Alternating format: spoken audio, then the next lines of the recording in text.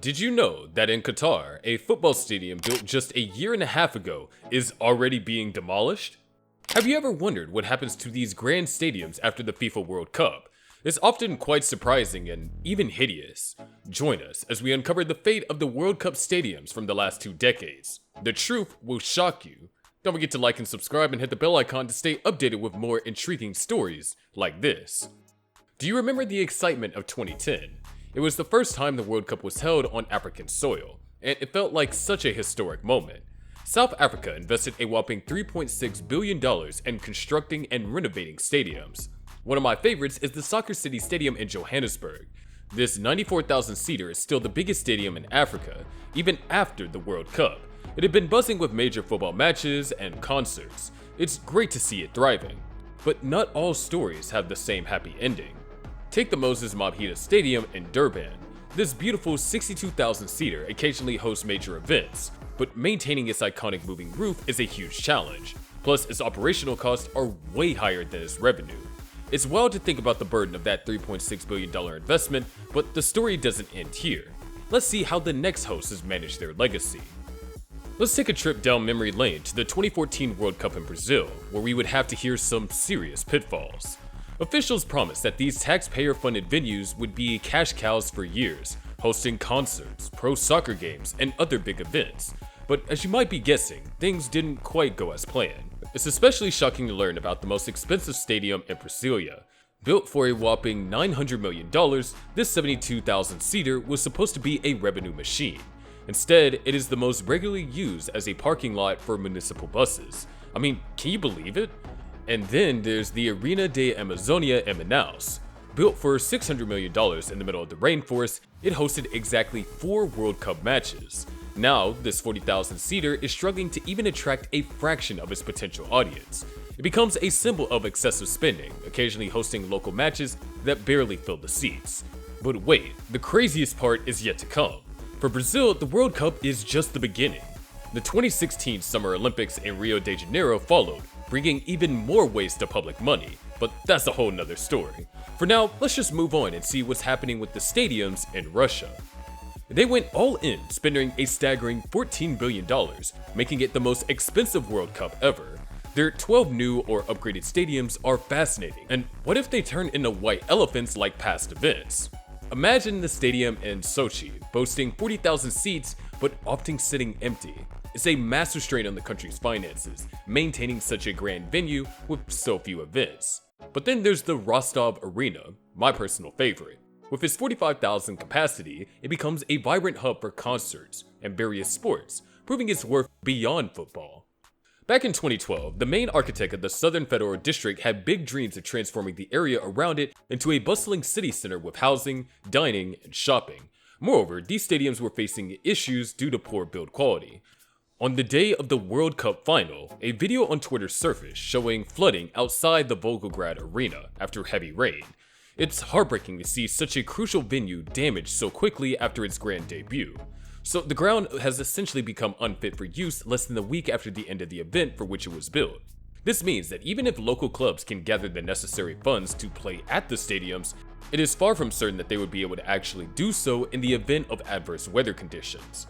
And as of now, the financial burden of underutilized stadiums remains a concern for Russian taxpayers. Have you visited any of the stadiums so far?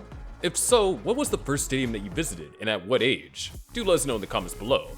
And guess who's next on the list for the 2022 World Cup? The heavyweight, Qatar.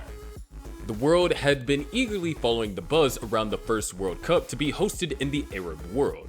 Qatar had spared no expense, breaking ground on 6 new stadiums and revamping the others. And on the pitch, watching Lionel Messi lead Argentina to glory in a final that will go down as one of the greatest games of all time was pure magic.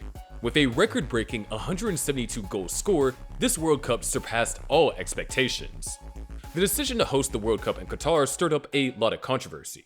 Here, it is crucial to understand why they chose November and December instead of the traditional June and July. The switch was for beating the scorching desert heat. Qatar's engineers came up with a groundbreaking solution, the revolutionary stadium cooling technology, and that too built on sustainable principles. And guess what? All 8 stadiums, yes, all 8 stadiums would be air-conditioned. And don't mistake them for indoor stadiums. Despite initial doubts about cooling open-air venues, each stadium was equipped with separately designed cooling units. What amazes me the most is that Qatar's use of solar power to cool the air, a stark contrast to traditional energy-intensive methods. This not only made the tournament more environmentally friendly, but also showcased their innovative spirit. But here's the coolest part.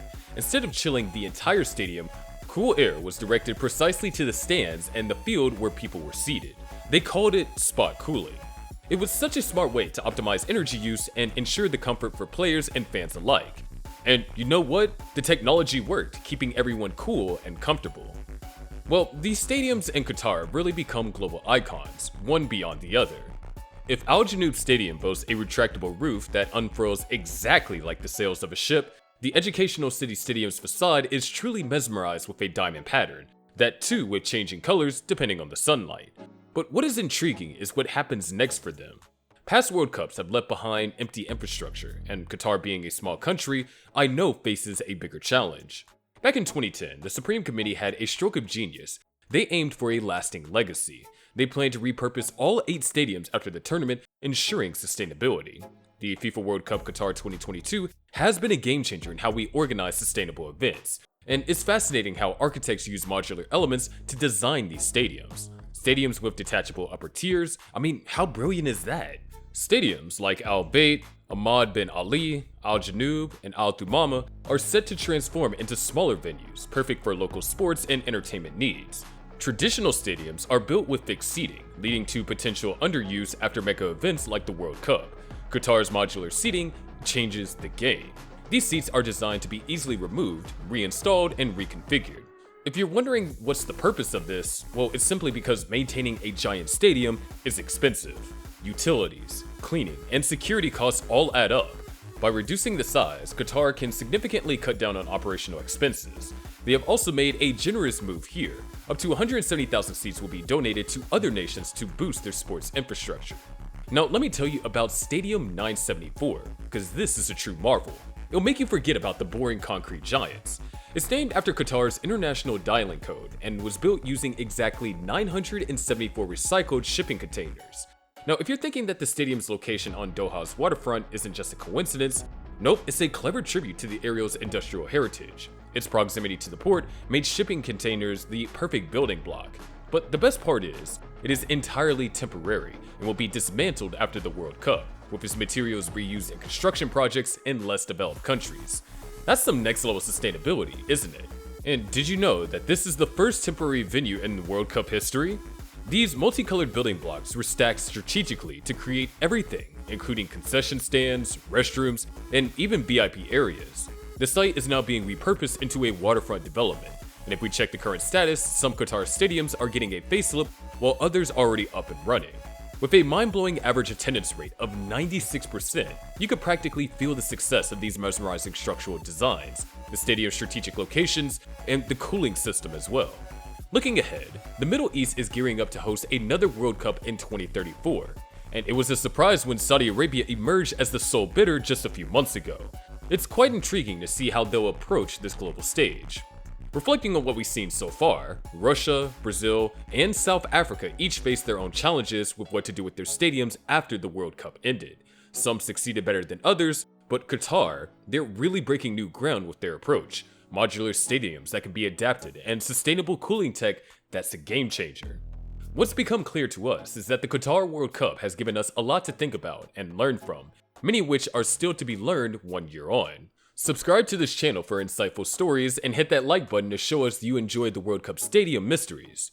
Are you a fan of heights? Then next up is the tallest building of the future that will blow your mind.